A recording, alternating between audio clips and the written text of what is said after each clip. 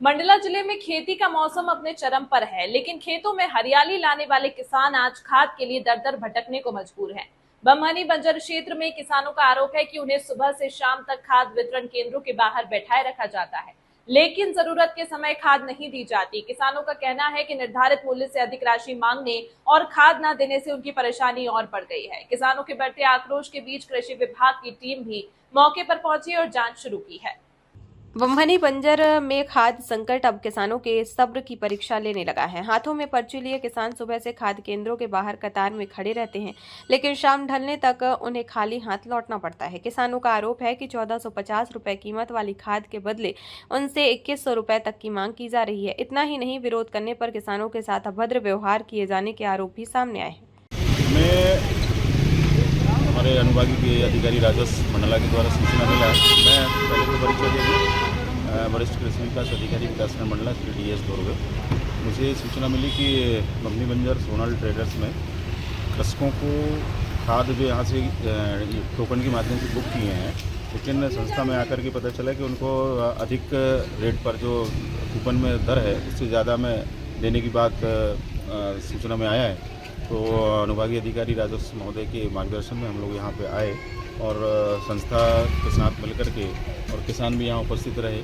तो अभी कुछ संस्थाओं के रेट इंक्रीज होने की संभावना है, इसके तहत इन्होंने शायद ऐसा बोला हो, लेकिन हमने जो पर्ची जारी हुए है और उसमें जो रेट है, किसानों को हमने आश्वस्त किया है कि कल लगभग 10:30-11 बजे जो पर्ची अभी हमने 15 के आसपास से यहाँ पे रखा है, उसको हम सेम रेट जो पर्ची में जारी हुए हैं उसी आधार पर हम कृषकों को यहाँ पे उपस्थित होकर, हमारे स्टाफ भी रहेंगे यहाँ पे, और उन्हीं के समक्ष किसानों को ये खाद वितरण कराएंगे। किसानों की शिकायतों के बाद मंडला से कृषि विभाग की टीम बमहनी बंजर पहुंची। टीम ने सोनल ट्रेडर्स और सिंगोर कृषि केंद्र में जांच की। जांच के दौरान अधिकारियों ने पाया कि कुछ कारणों से किसानों को खाद का वितरण नहीं किया गया है। अधिकारियों ने किसानों को आश्वस्त किया है कि अगले दिन उनकी मौजूदगी में खाद का वितरण कराया जाएगा। परमिट कटा के आए गाँव से, जो इसमें लिखा है उसी भाव से हम मांग रहे हैं। वो बोल रहे हैं कि जे भाव से नहीं मिलेगा। क्या भाव लिखा है इसमें? और 14 साढ़े 1400 क्या चीज़ है जी? MP की खाती। तो क्या रेट बता रहे हैं जी? उसने 2100 का बता रहा है। अच्छा, एक बोरिया का। और प्रशासन क्या रेट रखा है? प्रशासन इसमें 1450 है जी। क्या बोलते हैं ये लोग आपको? ये लोग नहीं मिलेगी जे भाव में, हम 2100 में देंगे। फॉर्मेलिटी पूरी की है आपने? पूरी होगी, हमारी अंगूठा हो गया, OTP आ गई। हमारे बच्चे गरीब में बाहर कमाने खाने गए हैं, तो उन्होंने पैसा भेजा और हम कुछ अभी दाना पानी दे के जीरा रखे। क्यों नहीं? 10 बजे से आए हैं हम। धक्का कभी क्या हो गया था आपके साथ कुछ? तो यही तो बोल रहा है कि हम यही में आ रहे हैं कि हमें 1400 की दे।